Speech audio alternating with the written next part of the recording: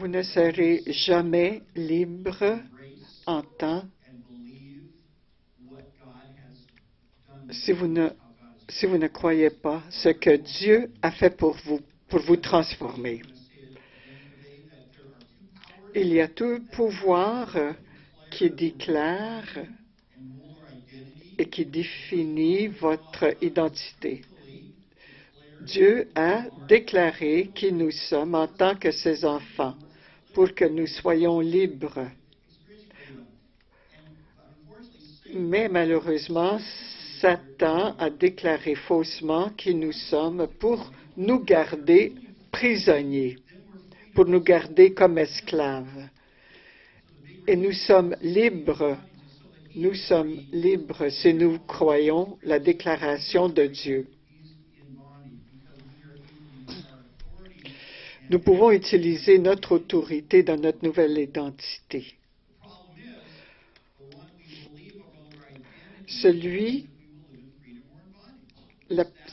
que nous croyons, celui qu'on décide de croire à propos de notre identité va déterminer si nous allons vivre en liberté ou en esclavage. Dieu a déclaré que si nous sommes dans le Christ, nous sommes une nouvelle création. Les choses vieilles sont passées. Voici, toutes choses sont faites nouvelles.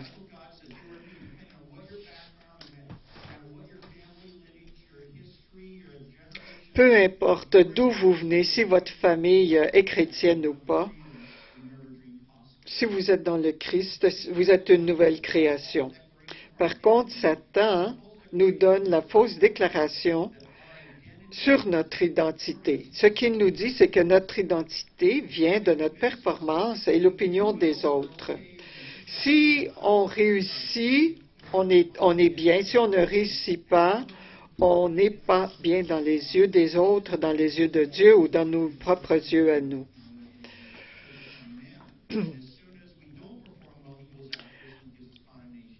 Quand on ne performe pas bien, Satan va nous mettre à terre.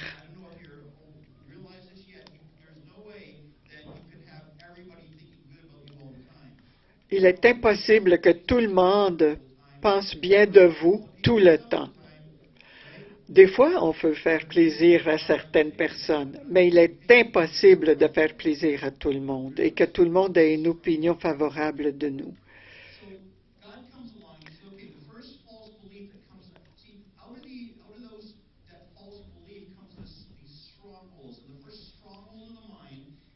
Voici les fausses croyances. Pour pouvoir avoir de la valeur, je dois rencontrer certains standards. Alors, notre problème, c'est que nous avons la crainte de ne pas réussir. Alors, cette crainte de ne pas réussir veut toujours qu'on performe et qu'on performe et qu'on performe. Mais Dieu nous dit, la solution de Dieu est la justification. Ça veut dire ça, que Dieu nous a donné le pardon complet. Nous n'avons pas besoin de performer. Nous n'avons pas peur. Nous n'avons plus la crainte de ne pas réussir parce qu'on a été pardonné. Nous sommes une nouvelle création. La deuxième fausse croyance, c'est que je dois avoir l'approbation d'autres personnes pour pouvoir m'accepter. Mais le problème, c'est que la crainte du rejet, avec la crainte du rejet, on devient accro à l'approbation. Nous avons toujours besoin de l'approbation des autres. S'il y a 20 personnes dans une salle et une de ces personnes ne m'accepte pas, on se sent rejeté. Mais la solution de Dieu, c'est la réconciliation. La réconciliation nous dit que je suis aimé et accepté totalement et complètement par Dieu. Celui qui vous aime le plus vous accepte et vous accepte profondément. La troisième fausse croyance, c'est que ceux qui ne réussissent pas ne méritent l'amour et méritent d'être punis.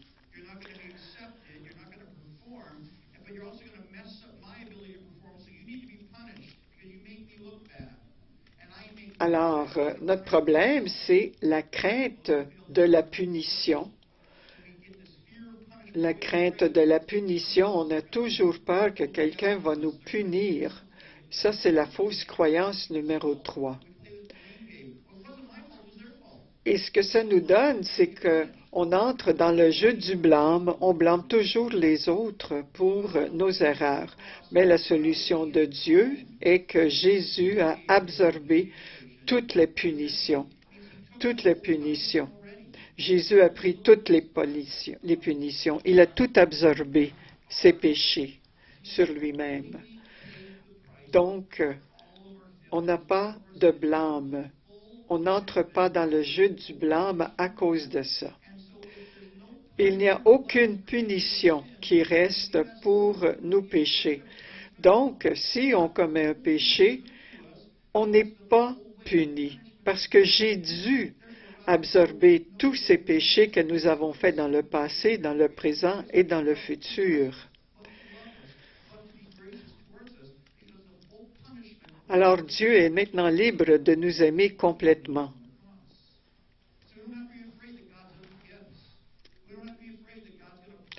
On n'a pas besoin d'avoir peur que Dieu va nous punir si on fait quelque chose de travers. Parce que toutes ces punitions, c'est Jésus qui les a absorbées. Dieu les a mis sur Jésus. La fausse croyance numéro 4, qui vient de la définition de l'identité de Satan, c'est que je suis ce que je suis. Je ne peux pas changer. Je suis désespéré. Quand on veut que tout le monde nous approuve, c'est complètement impossible. On ne peut pas toujours performer à 100% correctement tout le temps pour que tout le monde nous accepte. Alors on se dit, ben, ça vaut pas la peine. Ça vaut pas la peine parce que je performe pas bien. Alors notre problème, c'est la crainte de la honte. Et la crainte de la honte nous donne des sentiments du désespoir. C'est ça qu'on pense quand on dit « je ne peux pas changer, je suis désespéré ».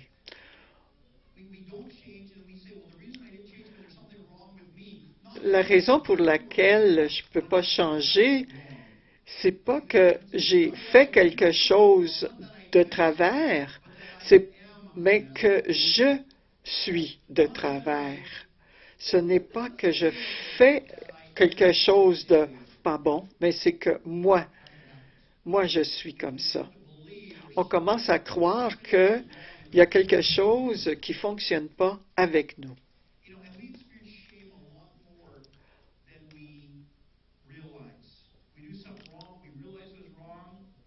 La crainte de la honte est tellement commune.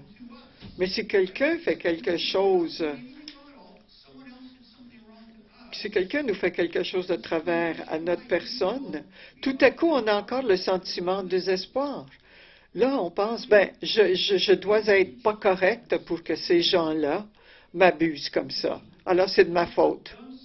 C'est moi qui ai fait quelque chose de pas correct pour que ces personnes soient tirées envers moi et me blessent.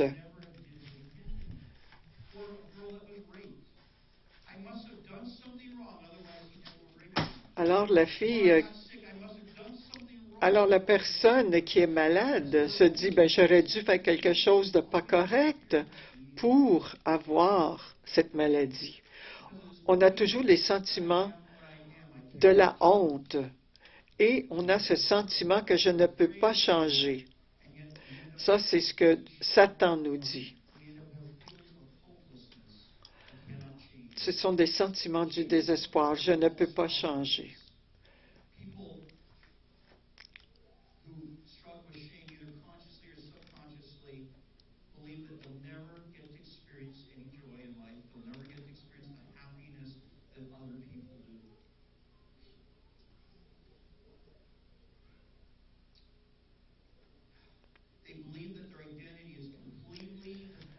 Ils croient que leur identité est définie par ce qu'ils font et ce qu'ils ne font pas. Ce qu'ils font de bien, ce qu'ils ne font pas de bien. Ce n'est pas que j'ai fait quelque chose de pas correct, mais c'est moi qui n'est pas correct.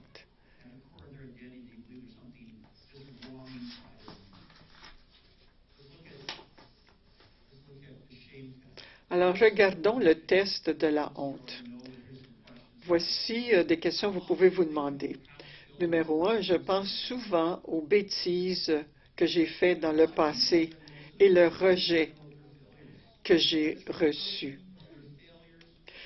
Il y a beaucoup de personnes qui ne pensent qu'à ça, seulement que leurs bêtises du passé et le rejet qu'ils ont eu l'expérience dans le passé. Ça, c'est un symptôme que vous avez la honte. Numéro 2, certaines expériences du passé dont je me souviens et à ce jour, je ressens des émotions très fortes et très douloureuses.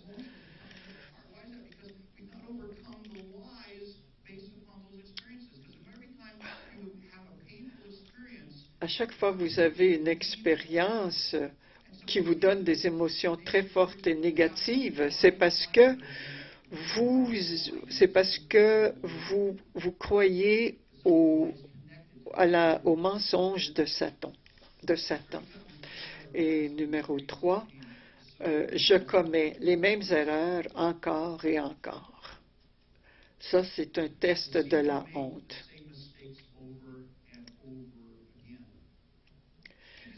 Je commets les mêmes erreurs encore et encore.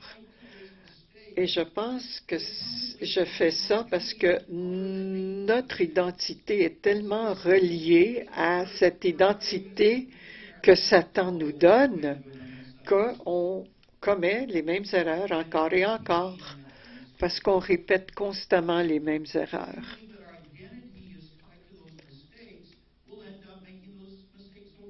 Alors, on croit que notre identité est reliée à ces erreurs. Numéro 4, certains aspects de mon caractère que je veux changer, mais je ne crois pas que je puisse le faire. Par exemple, la jalousie ou la rage, une addiction. Mais on croit qu'on est pris avec ces comportements et quand on fait ça, on croit au mensonge de Satan qui nous donne cette identité.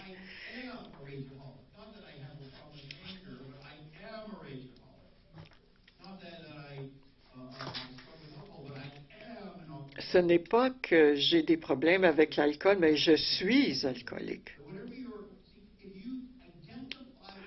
Si vous identifiez avec votre comportement, alors vous ne pouvez pas changer. Ne dites jamais que je suis alcoolique.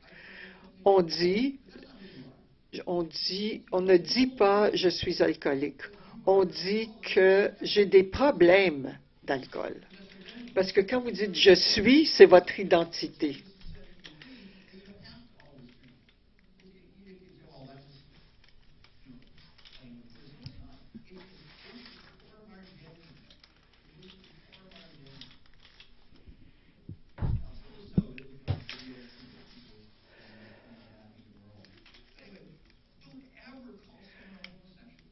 Ne dites pas que quelqu'un est homosexuel. Ça n'existe pas. Parce que Dieu n'a fait que des hommes et des femmes. Cette personne-là a des problèmes avec l'identification, qu'il soit homme ou femme. On ne dit pas « il est homosexuel », il est un homme qui a des problèmes d'homosexualité. Ni lesbienne. On ne dit pas « elle est lesbienne ». Elle est une femme qui attache son comportement à un mensonge que Satan lui fait croire. Numéro 5. Je me sens inférieur.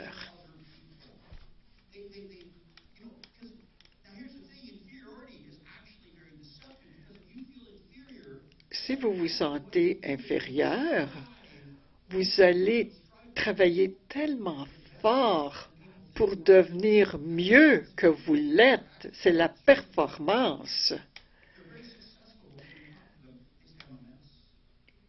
Ah, et ce sont des gens qui ont beaucoup de succès, mais quand vous leur parlez, ils vont vous dire, moi, j'ai de graves problèmes.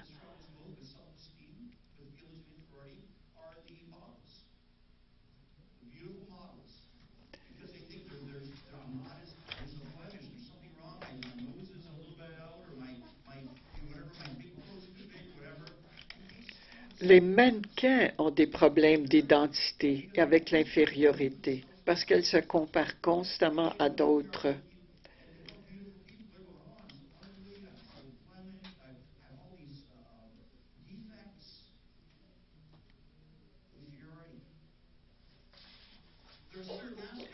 Il y a certains, numéro 6, il y a certains aspects de mon apparence que je ne peux pas m'accepter.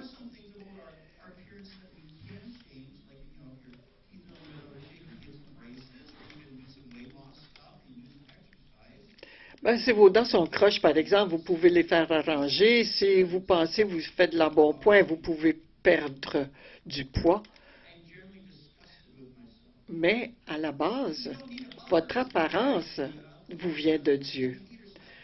Et numéro 7, généralement, je n'ai que du dégoût pour ma personne.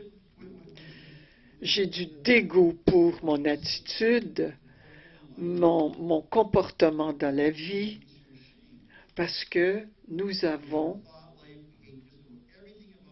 la crainte, parce qu'on a de la honte, on vit dans la honte. J'ai l'impression que certaines expériences ont ruiné ma vie. Je n'aurai jamais de succès à cause de certaines expériences dans ma vie.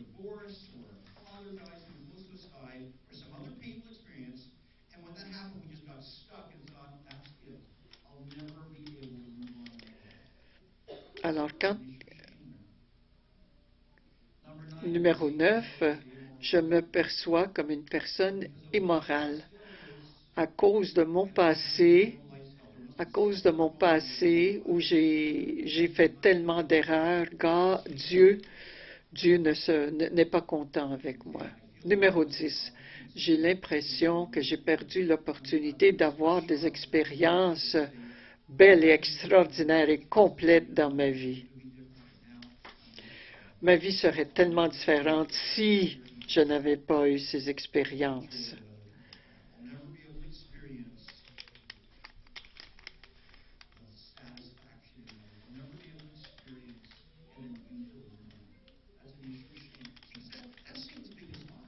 Ça, c'est le plus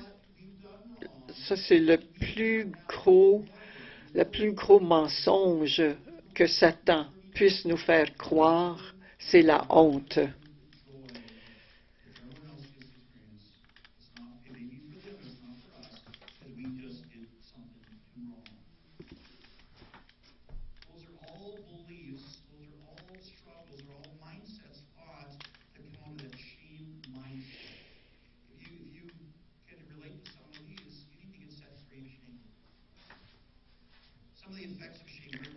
Alors, l'effet de la honte, c'est l'infériorité.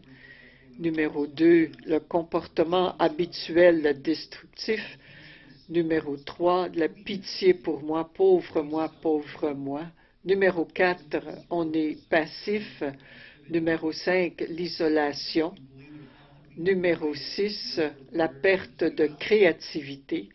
Et numéro 7, des relations codépendantes.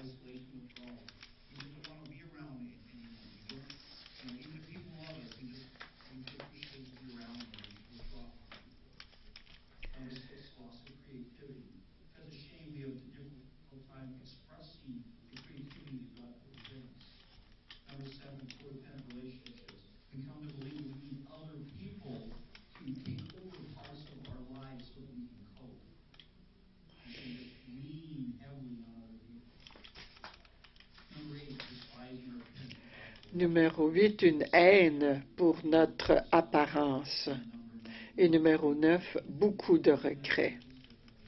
Si j'aurais jamais dû faire ça, j'aurais dû faire ça autrement. C'est beaucoup de regrets de notre passé, puis c'est cette répétition. Mais il y a une solution de Dieu, la régénération.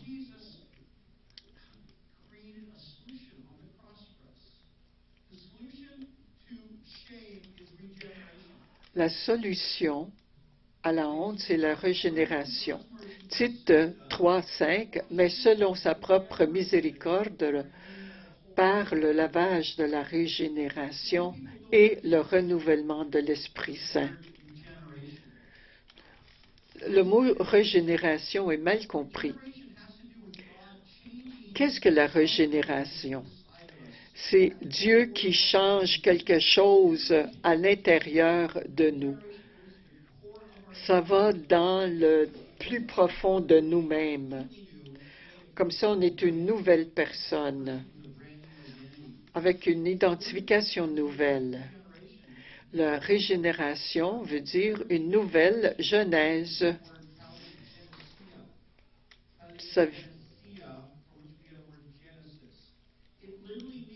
La régénération veut dire une nouvelle genèse. Souvent, on dit que c'est une nouvelle vie spirituelle. Régénération veut dire avoir l'expérience d'une activité nouvelle dans nous-mêmes, dans la personne, quelque chose de flambant neuf. On devient une nouvelle création à cause de ça. Alors 2 Corinthiens 5:17, en sorte que si quelqu'un est en Christ, c'est une nouvelle création, les choses vieilles sont passées, voici toutes choses sont faites nouvelles.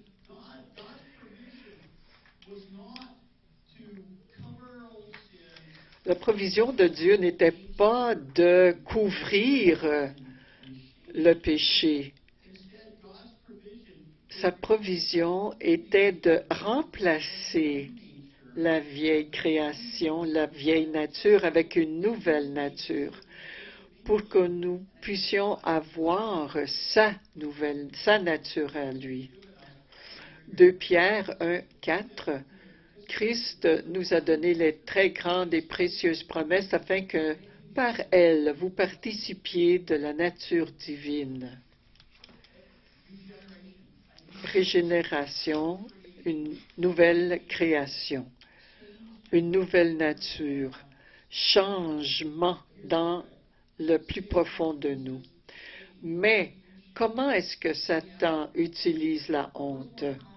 Qu'est-ce qui a le plus de pouvoir? Votre péché ou l'habileté de Dieu de dealer avec votre péché?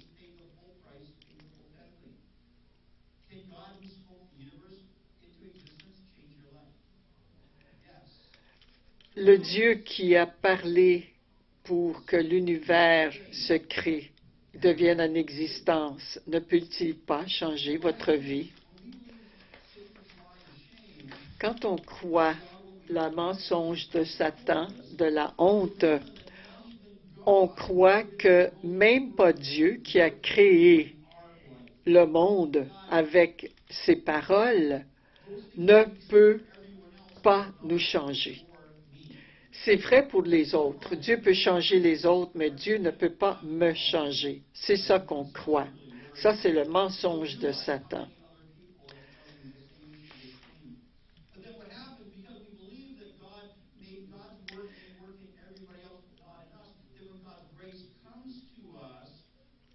Parce qu'on croit que tout le monde profite de cette grâce de Dieu, on croit que quand cette grâce nous vient à nous, on n'y croit pas, on ne l'utilise pas, parce qu'on rejette le pouvoir de Dieu, la grâce de Dieu. On est des losers.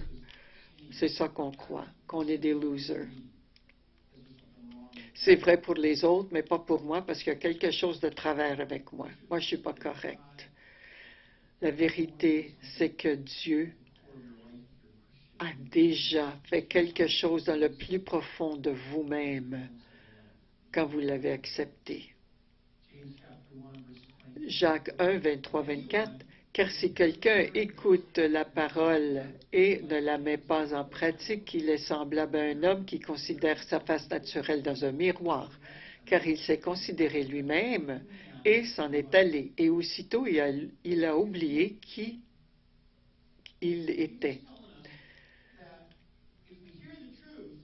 Ce que Jacques nous dit, c'est que si on entend la vérité, mais on ne le fait pas, c'est pas parce que on est méchant, mais c'est parce qu'on a oublié cette croyance que Dieu veut que nous croyons, c'est que nous sommes une nouvelle identité. Nous avons une nouvelle identité, que nous sommes une nouvelle créature.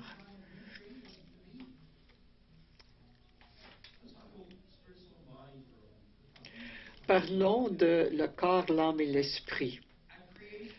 À la création, dans 1 Thessaloniciens 5, 23, on dit « Or, le Dieu de paix lui-même vous sanctifie entièrement et que votre esprit et votre âme et votre corps tout entier soient conservés sans reproche à la venue de notre Seigneur Jésus-Christ. » Nous sommes un esprit qui avons une âme et qui vit dans un corps. Nous avons un âme, mais nous sommes un esprit qui vit dans un corps. À la création, nous pouvions communiquer avec Dieu, avec l'âme, nous pouvions choisir et ressentir des émotions. Et avec notre corps, on ressentait le monde physique qui nous entoure. Avec l'esprit, on a autorité sur notre âme et notre corps suit, il écoute. Mais après la chute, l'esprit est devenu mort à Dieu. Dans Éphésiens 2, 1, et vous, lorsque vous étiez morts dans vos fautes et dans vos péchés, notre âme n'était pas morte. On avait toujours des émotions. Avec l'âme, on pense toujours des mauvaises pensées. Mais c'est l'esprit qui a été mort à Dieu. On ne pouvait plus communiquer avec Dieu.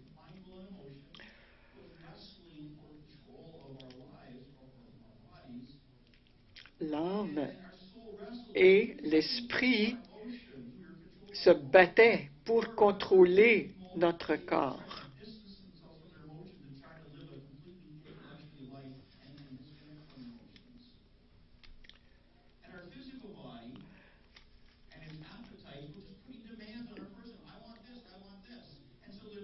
Notre corps avait des appétits physiques qui ont mis des demandes sur notre personne. Le corps voulait ce qu'il voulait. Maintenant, quand on a reçu le salut, notre vieil esprit est parti et on a été donné un nouvel esprit. Dans Ézéchiel 36, 26, « Et je vous donnerai un cœur nouveau et je mettrai au-dedans de vous un esprit nouveau. » C'est ça qui arrive au salut. Ce nouvel esprit, maintenant, peut communiquer avec Dieu. Et ce nouvel esprit va nous guider dans la vérité. Si on laisse cet esprit prendre le contrôle de nous.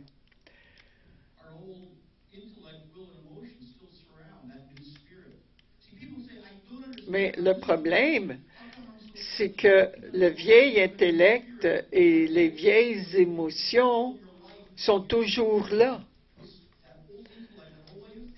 Cette vieille façon de penser entoure le nouvel esprit et souvent il va prendre le contrôle sur l'esprit au lieu du contraire où l'esprit devrait prendre le contrôle sur notre âme et notre corps.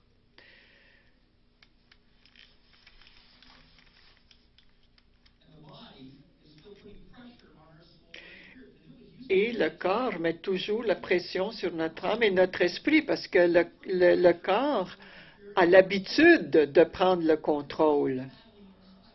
Alors, c'est une bataille constante. Mais ce que Dieu veut, c'est que l'esprit prenne dominance sur l'âme.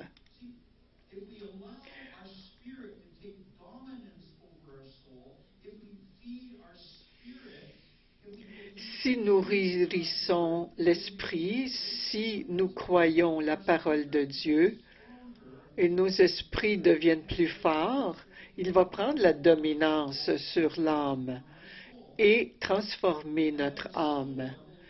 Et notre vieil intellect et nos vieilles émotions vont devenir transformées par ce nouvel esprit que nous nourrissons et nous nous alignons avec Dieu, avec les vérités de Dieu. Et notre corps se soumet à ce nouvel esprit et l'âme qui a été transformée.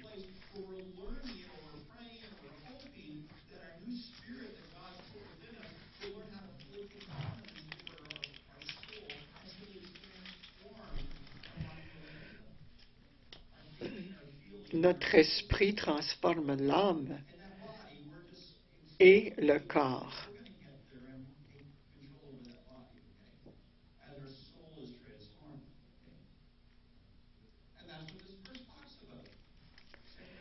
Deux Corinthiens 10, 4 et 5.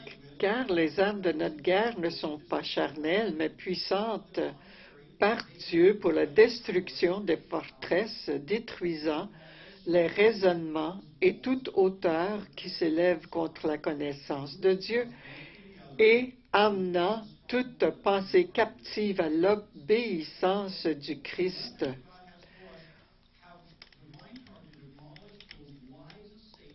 Alors les armes que Dieu nous donne, ces puissances que Dieu nous donne sont faites pour la destruction des forteresses que Dieu nous met dans la tête.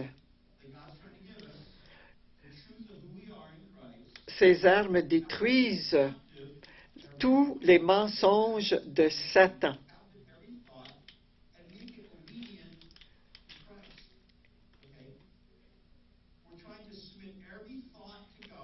On soumet toutes nos pensées à Dieu. Est-ce que ça, c'est une pensée de Dieu ou pas?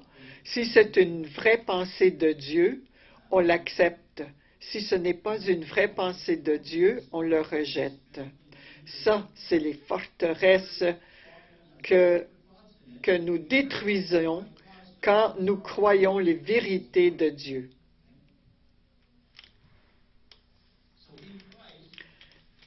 Dans le Christ, vous êtes une nouvelle création. Mais c'est quoi la différence entre ma vieille vie et ma nouvelle vie? Moi, je vois aucune différence. Mais dans la réalité, c'est qu'il y a une très, très grande différence. Il y a une très grande différence entre une différence radicale entre la vieille création que nous étions et la nouvelle création que nous sommes.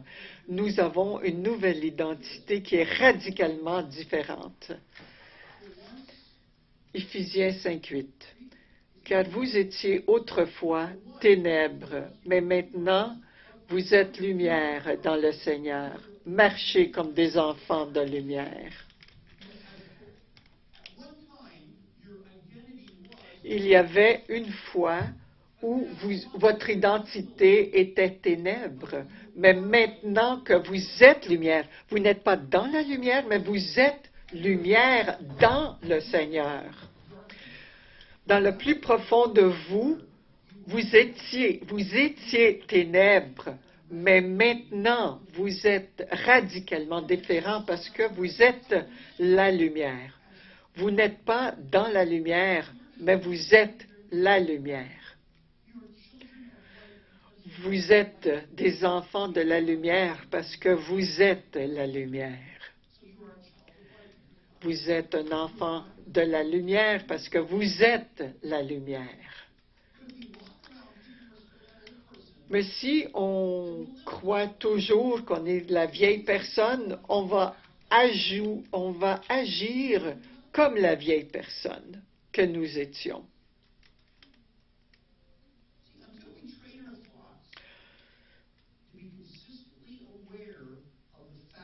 Il est primordial, il est important d'entraîner nos pensées.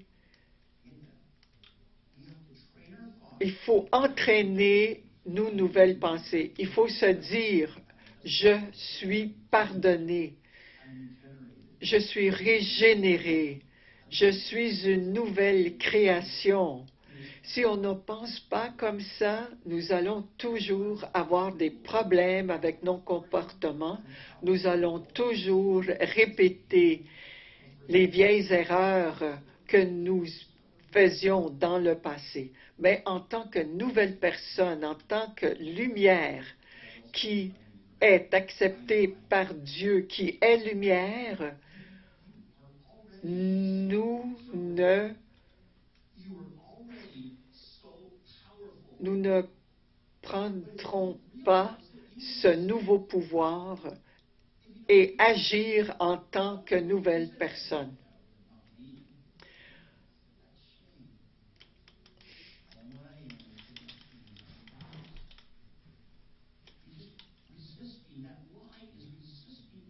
Vous résistez la vérité que vous êtes une personne de pouvoir, une nouvelle création. Et Satan a tellement peur que vous allez utiliser votre autorité sur lui qu'il va faire n'importe quoi pour vous garder ignorant. Il va constamment répéter ces mensonges dans votre tête, dans votre vie.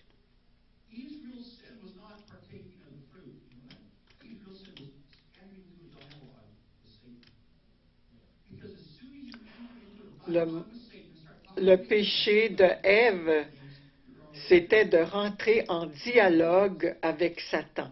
Et c'est ça qu'on fait aujourd'hui quand on se répète constamment qu'on n'est pas une bonne personne, qu'on est niaiseux, qu'on commet toujours les mêmes erreurs, c'est qu'on entre en conversation avec Satan.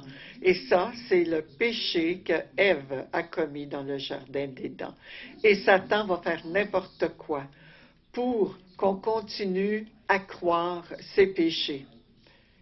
Les forteresses dans notre vie vont nous garder sans pouvoir. Maintenant, qu'est-ce qu'on fait? Qu'est-ce qu'on fait pour se faire transformer par la parole de Dieu?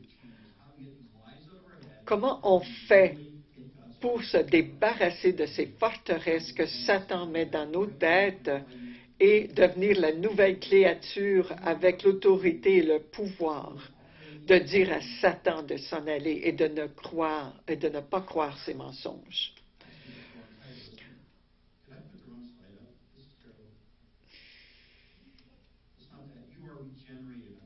Vous êtes régénérés. Vous êtes une nouvelle et complète création dans le Christ.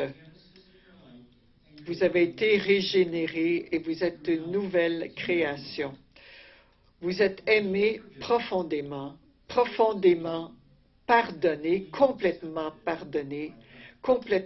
et totalement acceptés de Dieu. Ce que vous êtes maintenant, c'est que vous êtes créés par Dieu et qu'il n'y a plus besoin de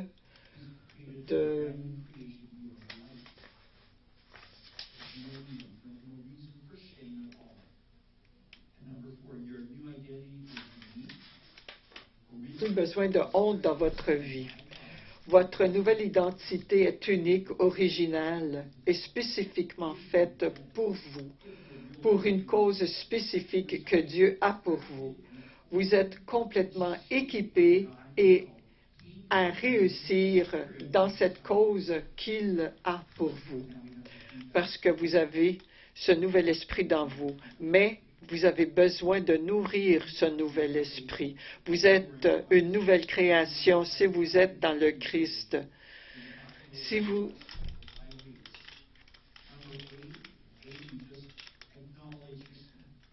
Comment qu'on devient une nouvelle création? Eh bien, dites-vous que vous êtes un pécheur et que vous avez besoin d'aide.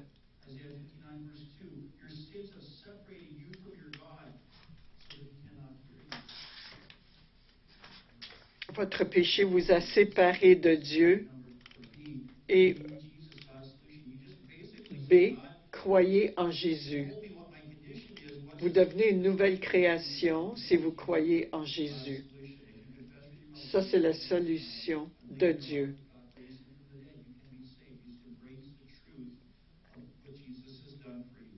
Acceptez la vérité que tout ce que vous avez à faire, c'est de croire que Jésus a payé le prix pour vos péchés. Et comment on devient une nouvelle créature?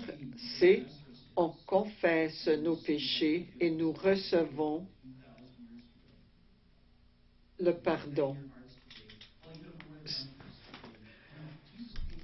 Jésus a payé pour chacun des péchés que vous avez commis, que vous commettez, que vous allez commettre. Tout ce que vous avez à faire, c'est de confesser vos péchés et recevoir le pardon. C'est tout ce que vous avez à faire pour devenir une nouvelle création. La lettre D, je dépends, je compte sur Dieu pour me donner une nouvelle vie. Alors, il faut compter sur Dieu pour donner une nouvelle vie.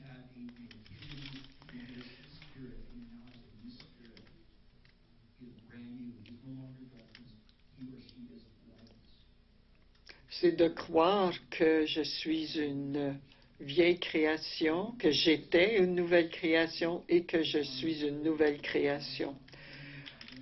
Alors, fermez vos yeux, baissez vos têtes. Si vous n'avez jamais besoin, si vous n'avez jamais confessé que vous êtes un pécheur et que vous avez besoin de Jésus, que ça dépend de Dieu, que ça ne dépend pas de moi, de mes habiletés ou de mes performances pour recevoir Jésus.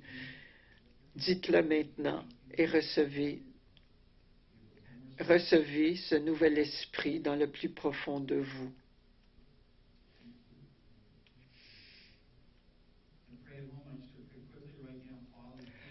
Père céleste, merci Dieu pour les personnes qui vous ont accepté, qu'ils croient que vous avez la solution. Dites maintenant que Dieu, je crois que ce que tu vas faire, c'est ce que j'ai besoin pour devenir cette nouvelle création,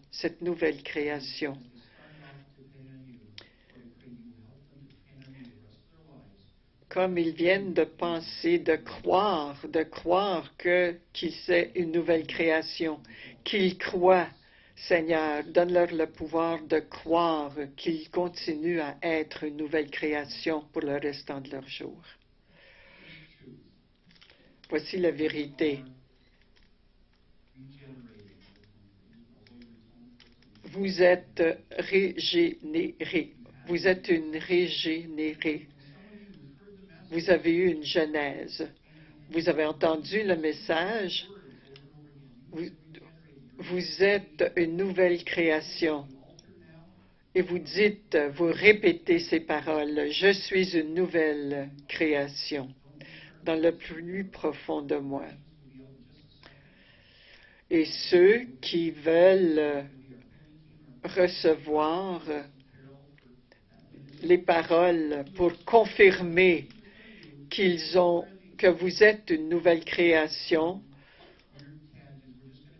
l'équipe va déclarer sur vous que vous êtes une création nouvelle dans Dieu, que vous êtes complètement et profondément pardonné, pardonné complètement, totalement accepté de Dieu.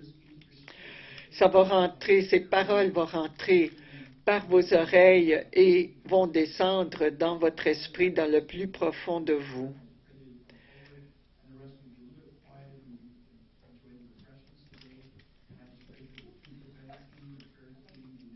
Alors,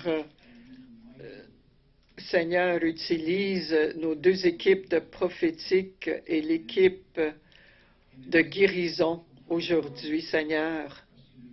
Merci, Seigneur, pour tout ce que tu as fait et tout ce que tu vas faire. Amen.